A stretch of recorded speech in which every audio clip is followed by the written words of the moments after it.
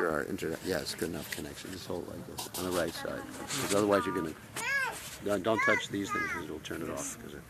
Okay, here we are live from Slovenia for the Sanyasa anniversary.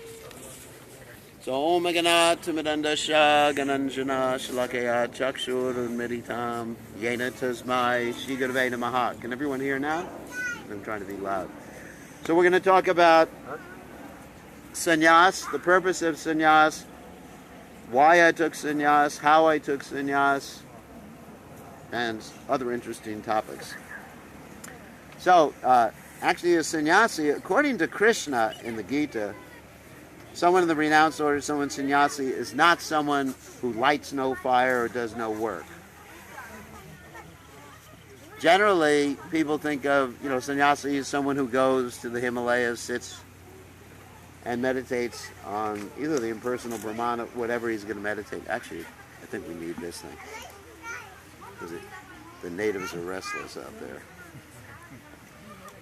Let me use this until he gets that set up.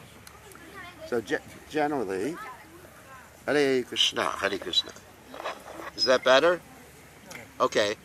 Generally, we think of a sannyasi as someone who is so renounced that he just wears, let's say, a little gamsha, kopina, whatever, and engages in very harsh austerities. But according to Krishna, and according to our Vaishnava understanding, sannyasi means someone who accepts everything favorable and rejects everything unfavorable. That's the meaning of the word sannyas, actually. Yes. Sannyas. Just like you have the word sankirtan. Sankirtan means either together chanting or complete chanting, and the sana means together or complete. So, or accepting. And yas means to reject. So, you just separate this so we don't get feedback.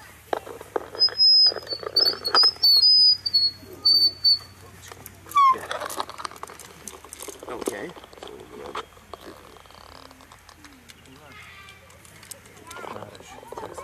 Where's Mike? Is it finished yet? Okay.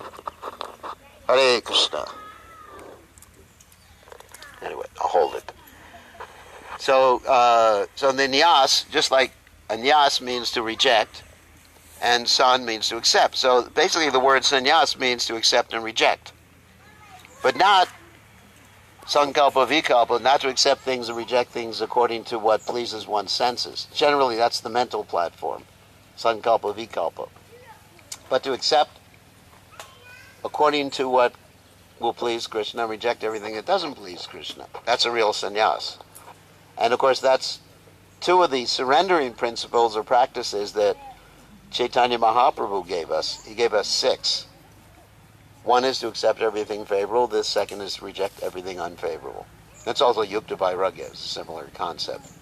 And then also to understand the Lord is always protecting one and maintaining one. This is very important for a sannyas, because a real sannyas has to be ready to go into a jungle, which is the modern city, and be able to always feel protected and carry out Krishna's mission. Like if a sannyas is fearful, then he's not really qualified. You understand? Abhaya Sattva Samshuddhi Jnana Yoga Vavastati. You know the verse? Mm-hmm. No. That is the quality, actually Krishna says this is the quality, Prabhupada says, this is a verse in the Bhagavad Gita. Hare Krishna. He's learning how to chant, that's okay. So, okay. Hare Krishna.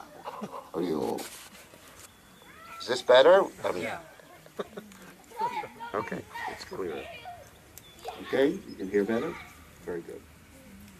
So, Prabhupada said in his purport to this verse in the Gita, Abhaya Sattva Samshuddhi Jnana Yoga Vavastati. Abhaya means fear, free from fear. Bhaya means fear. So he said these are the qualities of a sannyasi. Abhaya, he's fearless. Sattva Samshuddhi, he's established in transcendental goodness. Jnana Yoga Vavastiti. He's cultivating transcendental knowledge. So these are the qualities that Prabhupada said specifically about a sannyasi. So you see, amongst all the modern day sannyasis, Prabhupada fulfills or shows those qualities to the highest degree. Because of the way Prabhupada came to the Western world, basically everybody else was afraid to do it. Isn't it? I mean, who else had the courage? Courage is a very important subject matter, because to have courage means, or to display courage means, you have to be ready to risk your life. Isn't it? That's why I say, in one sense, Krishna, I often said this, that Krishna is not very courageous, because he doesn't risk anything. He's God. I mean, you know, if you're God, you can control everybody. You're in everyone's heart. You can make them think whatever you want them to think. That's pretty cool, isn't it? You know, you're fighting with someone. Okay, I want you to think this. Just like, any of you seen Star Wars here? What is that called? Jedi mind control? You know? Anyway. These aren't the droids you're looking for. What? These aren't the droids you're looking for. Yeah. We're not the droids you're looking for. Anyway, so, because most of you are too Krishna conscious to understand what I just said. That there's mind control in this particular movie. But Krishna has the ultimate mind control because he controls the heart. You know, he's in the heart. And what mata smriti jnanam apavanam. He gives you remembrance, forgetfulness, and knowledge according to what he wants, according to your desire too. He's reciprocating. So, therefore, I don't say that Krishna's such a great hero. I say Krishna's devotees are heroes. Actually, for me, the greatest hero of the Mahabharata is Arjuna. You know, Krishna's okay too, but but Arjuna, you know, wow, he really inspires me. And the greatest hero of the Ramayana is Hanuman. He inspires me.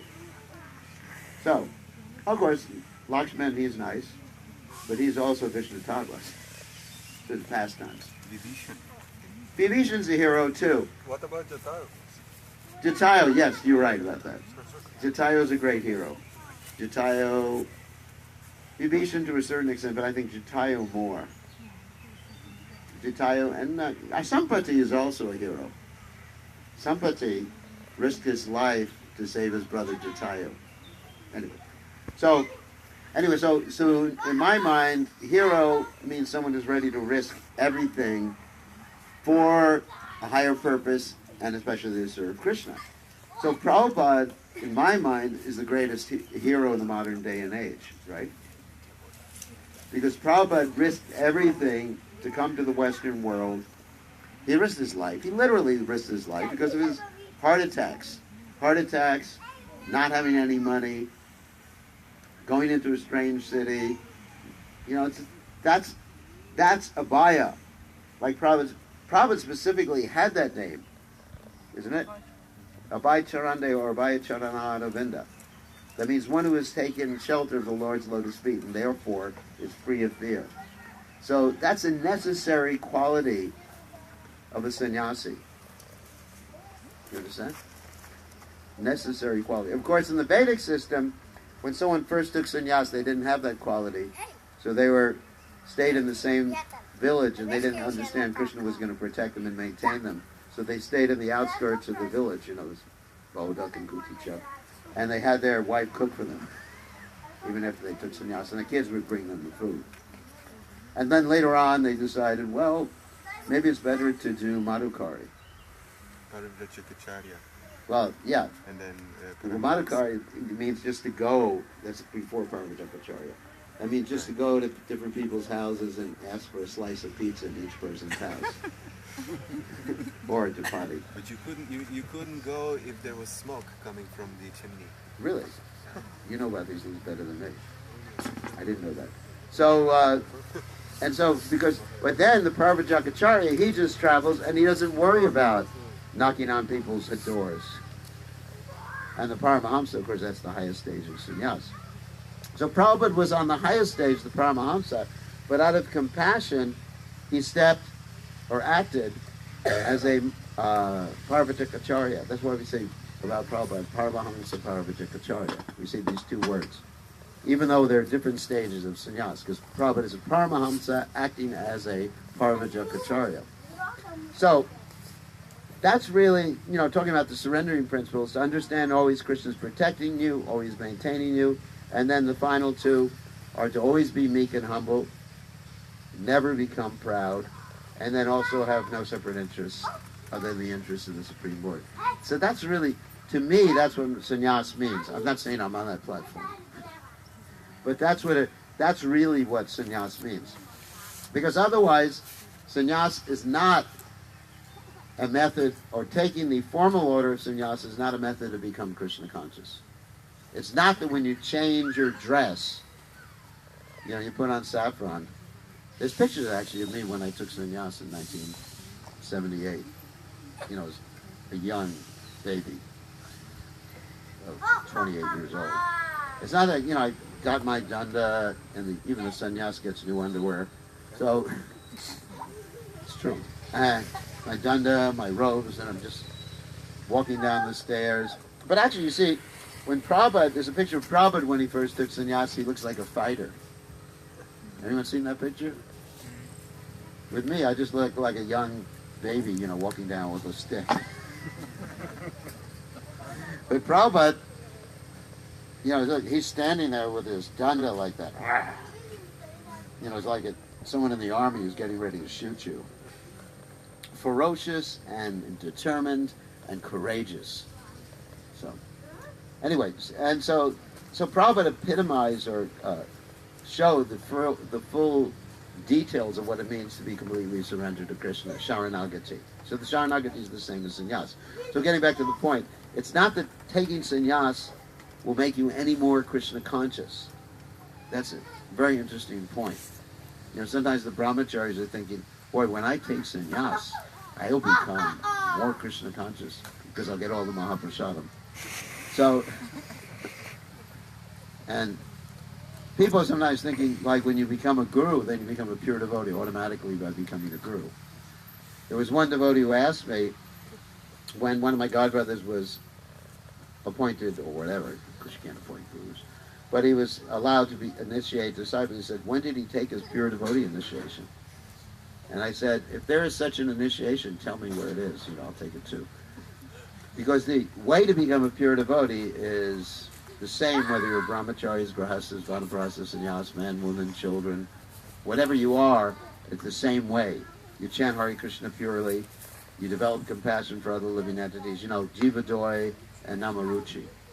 That applies to sannyasis, brahmacharis, grahastas, yavanas, yakshasas, rakshasas, whatever. It applies to everybody. So don't think that sannyas, that's why sannyas is prohibited in Kali Yuga. Like, there's other things that are prohibited, ashvamedha, gomedha, etc. But it's prohibited because people have this conception that you become something different. And then they get worshipped when they become sannyasis, just like we had our foot bathing here, and they took away my nice socks, which I'm really upset about. So, you get them back. Thank you very much. So, Unless if I forget. I was saying, it's not that I was enjoying, I was just upset. Why did they take my good socks away? So you naturally get respect in society. In fact, that's why, one of the reasons externally why Chaitanya Mahaprabhu took sannyas, so that people would respect him, so that they would listen to his teachings. But many times people take sannyas so that people respect them. They bow down. Like that song goes, Boy George. Bow down, Mr. Hare Krishna, Hare Ram. You know that song? Hare Ram, sorry, I got it wrong. Hare Ram, Hare Krishna. So, okay. Yeah, there. It's hard to get those socks, I tell you. I won't tell you where I got them. But anyway, Jumbo jet. I won't tell you. But they're rare. You can have these if you want. So anyway, yeah, you get prophet adoration, distinction. People think, oh, it's so wonderful. Wow, look at that sannyasi. Even though you may be the biggest jackass in the world. You know what a jackass is? Yeah, fool, Buddha. You may be the biggest fool, but you put on a dress and everyone goes, wow, mirage.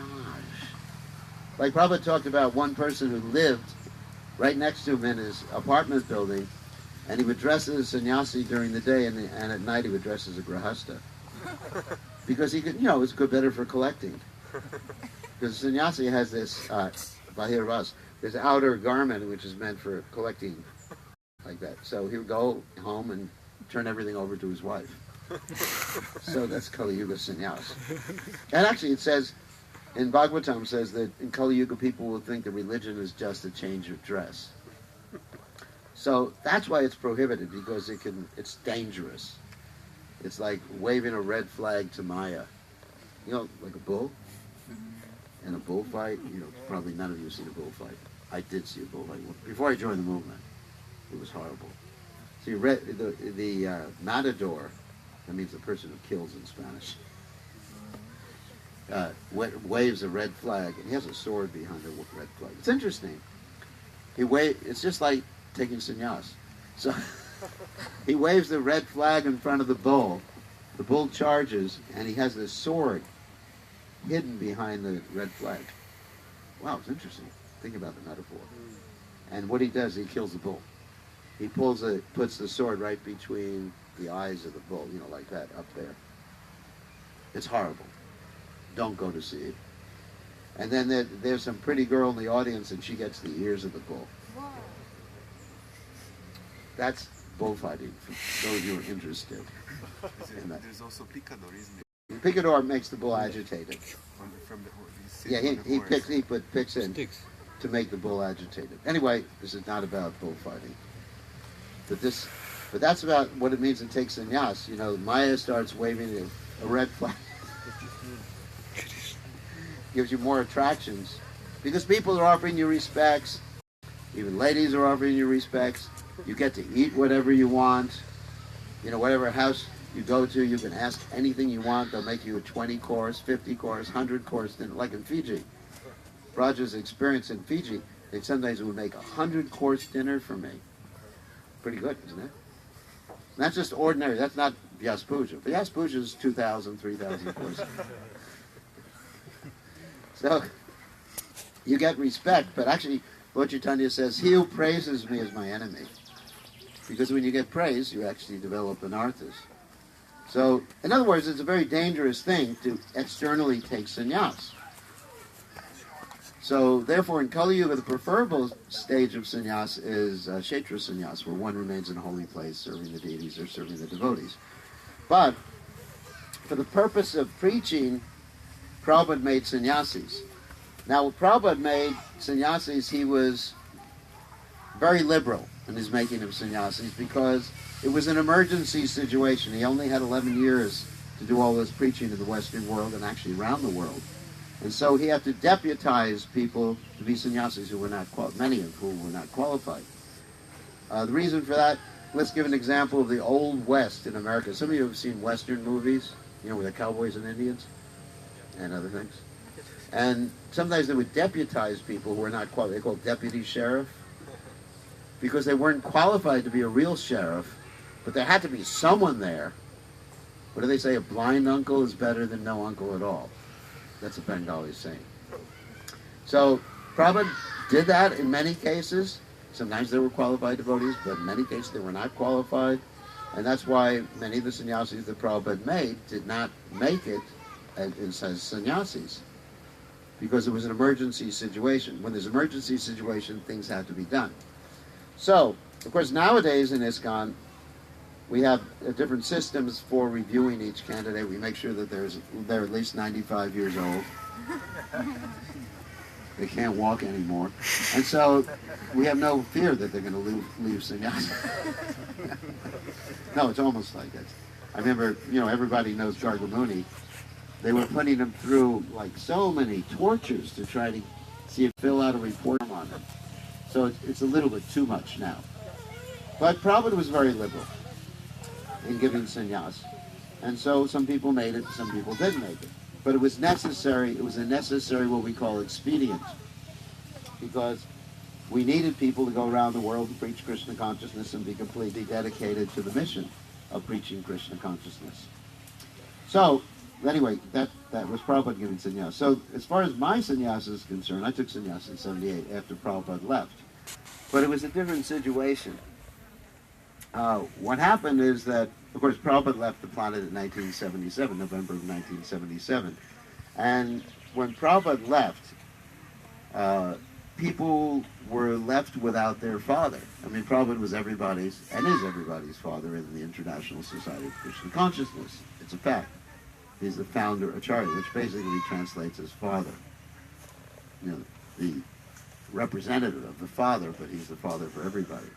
So, when Prabhupada left, it was just like so everybody lost their father, someone more dear to them than their actual blood father.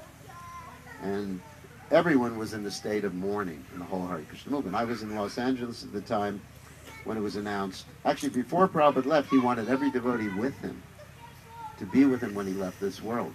And that information was not conveyed by the GBC and the leaders, unfortunately, or else I and everyone else would have been there with Prabhupada. But that's another issue. So when Prabhupada left, everybody just fainted, literally. In the morning, it was announced when I was in Los Angeles that Prabhupada has left the planet. People dropped to the floor, uncontrollable crying. Men and women just completely lost it. And for the next few days or even a few weeks, it was almost like, it was like that to a large extent. Because everyone's life was dedicated to Prabhupada. So then devotees started, you know, obviously quoting from the Bhagavatam about the departure of the spiritual master. And one of the favorite parts that devotees had to quote from the Bhagavatam was in the fourth canto of the Bhagavatam, about the story of the king passing away and his wife lamenting about his departure. And this, of course, is a metaphorical, it's in part of the Puranjana story there. And so the queen is lamenting, and the statement is made there by Prabhupada in the purport that when the spiritual master passes away, one should be ready to leave the body with the spiritual master, just like the chaste wife will leave the body with the husband when the husband dies. You know, we don't expect that nowadays. Nowadays, in many instances, the wife throws the husband in the fire, but that's a different circumstance. It's a joke. Or the husband throws the wife in the fire, or whatever. But, I mean, but people used to be really loyal to each other like that. They'd be ready to die for their family members. And sometimes in Indian culture, you actually see this to this day, that the children will take care of the parents until the parents leave their bodies.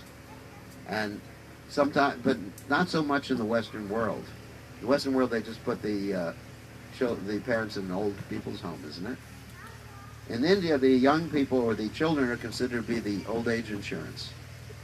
But now you have to pay for old age insurance, right? You have to pay here. It's not free. No. So you have to pay, you know, you have to pay for retirement funds and everything like that. But in Indian tradition, you didn't need those things because you had children.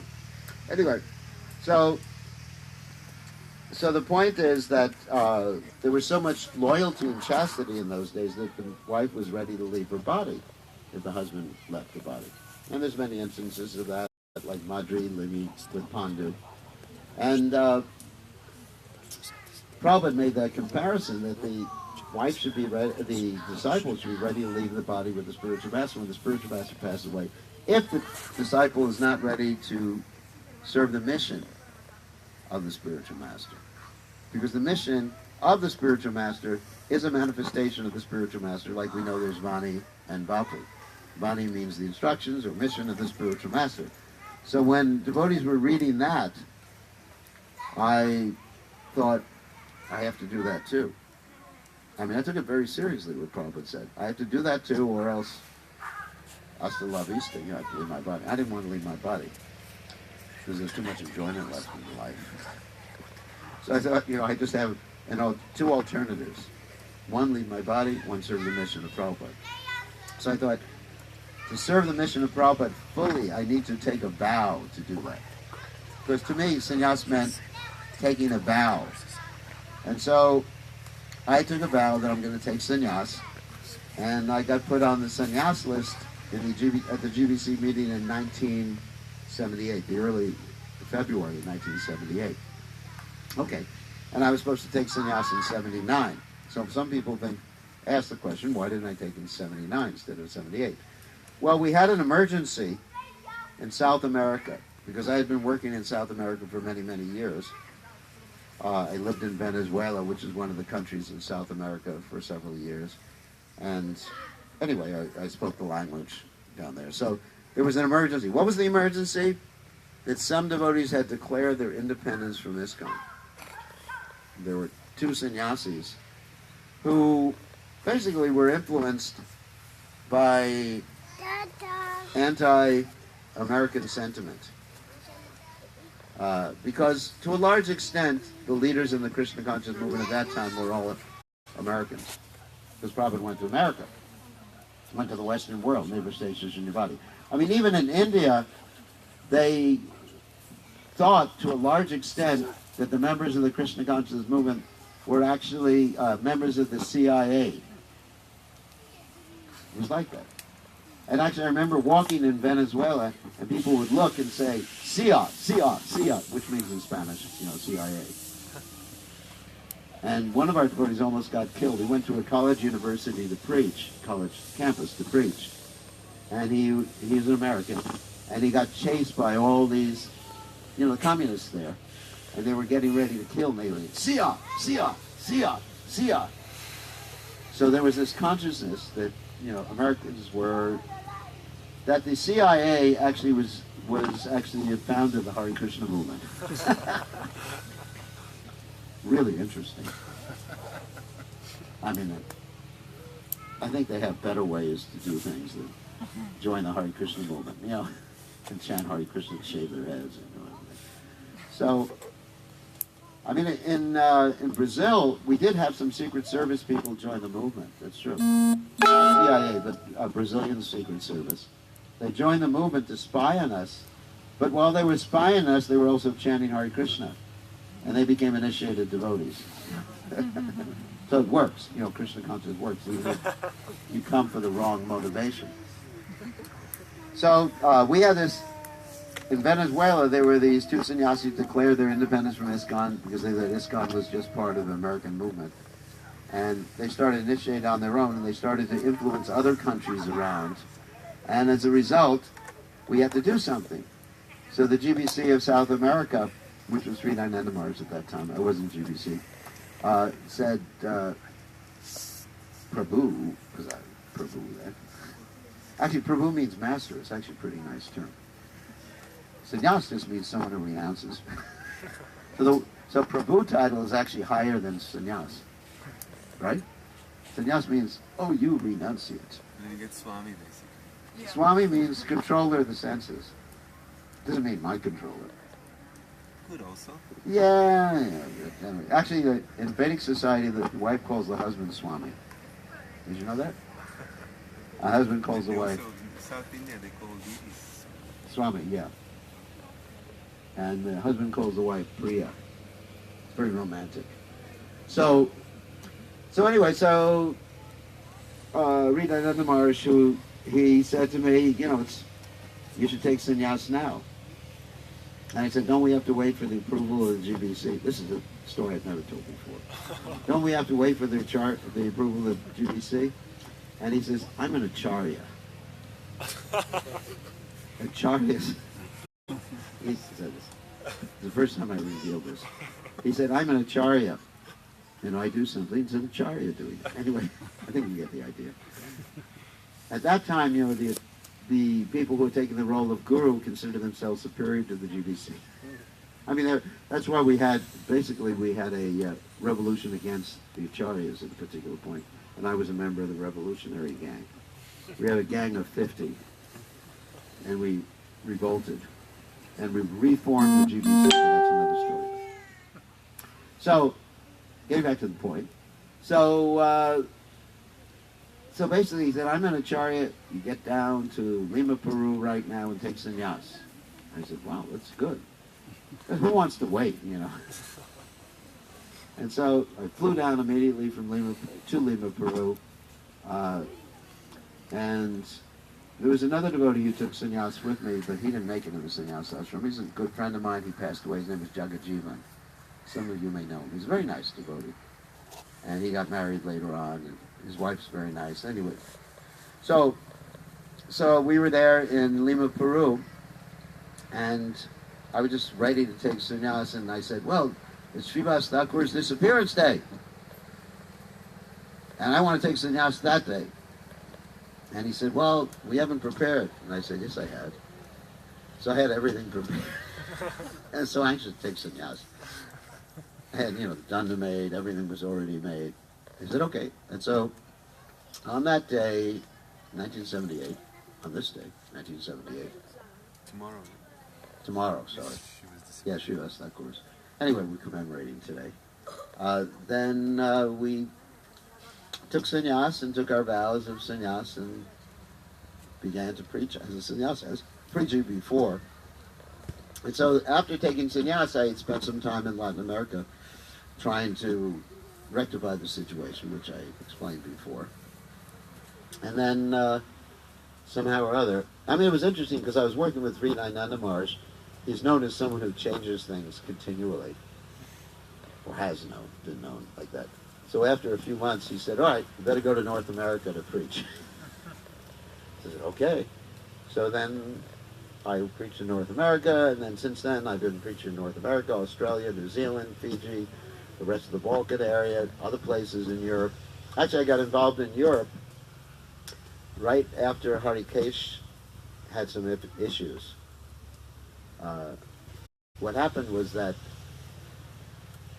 I had already been in Europe before because I was working with Harikesh on the Temple of the Vedic Planetarium. Me and Sridhar Maharaj, who were good friends, were working with Harikesh on the fund collecting, not fund. There's a difference, even though it sounds the same, fund and fund. On the fund collecting for the Temple of the Vedic Planetarium. So I had already been in Europe, working with him in Sweden, everything like that. So naturally, I knew some of the devotees. And when I heard that Harikesh had trouble, I felt compassion for the devotees, so I took the next plane, went to Europe to try to counsel the devotees who were really bereft. Did I meet you that time, Prema? Prema was in Korsnäs. He was translating books into Slovenian and all languages. You'd never guess it. Anyway, so then I flew to Korsnäs, and I met the devotees and was counseling them. It was an interesting experience, and then also went different places in Sweden, different places, Germany, and everything like that. Met a lot of devotees, and that's how I first got involved in Europe. Because the time before that I went to Europe was before I joined the movement, when I was looking for the absolute truth. I thought I would find it in Europe. It's kind of funny. Like in 1969, I went to Europe. I flew to Luxembourg. This is before I took sannyasa, obviously.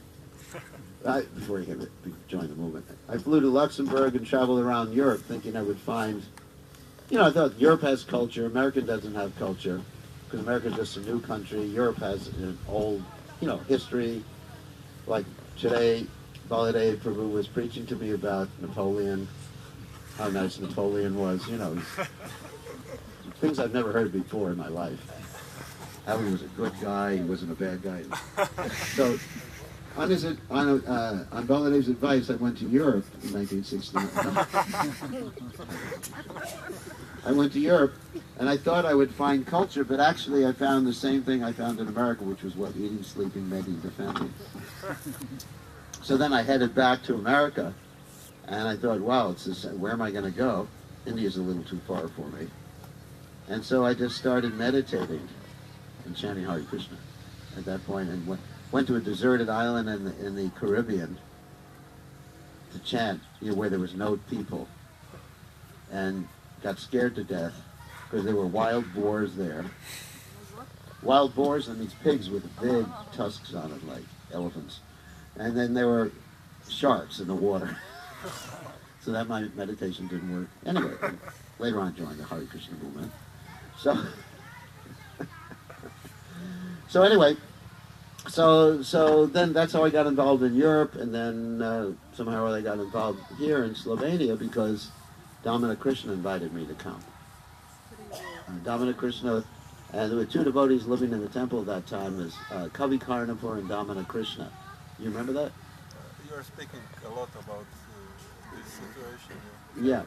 It was a very difficult situation. There was no heat in the temple. I was there in the winter and there was no heat. It was kind of cold. And they couldn't afford, anyway. And so that's how I got involved in Slovenia, and here I am today.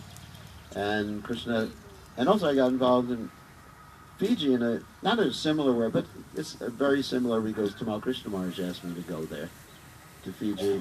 And that was like 2 years before he left the planet. So, anyway, things happen in a very strange way. You know, Krishna arranges things. Krishna has plans. You know, you don't really know why Krishna is doing something until it's 30 years later. It's called, what do they say? Hindsight is 2020. 2020 refers to perfect vision. That looking behind you, you know, in the past, you can say, that's why Krishna did that to me. Wow, now I understand, now I appreciate, but I thought it was horrible then. So, anyway, so that's my life in Krishna consciousness, and now I'm dedicated to serving Prabhupada's mission. I could say dedicated to serving Prabhupada's mission and the devotees fully, and I'm using, you know, whatever skills are left in this decrepit old body to serve Prabhupada and the devotees in the Hare Krishna movement. So any questions or comments? How many people watching? 9. 9. Well, they'll watch later. Any questions or comments about sannyas? Anyway, we're very happy to be here. Since I've been in Slovenia, it's been wonderful. Isn't it? We've always had nice relationships with the devotees. There haven't been any problems. And, you know, we had a good crew here, you know, good people on the temple board, a good temple president. You know, not just really good devotee. He has some disease right now, but we just pray that he can recover quickly. So we're very fortunate to be here with all of you. And I had no plans to be in Slovenia, you know, 20 years ago. But Krishna has some plan. He moves his people around like pieces of chess, like the chess pieces on the chessboard. And I'm one of the pawns. I don't know if we have too many kings or knights or bishops or castles. I can just move one step at a time. Anyone here ever play chess? Yeah, probably everybody. I still do. It's actually fun. It's a good mind game.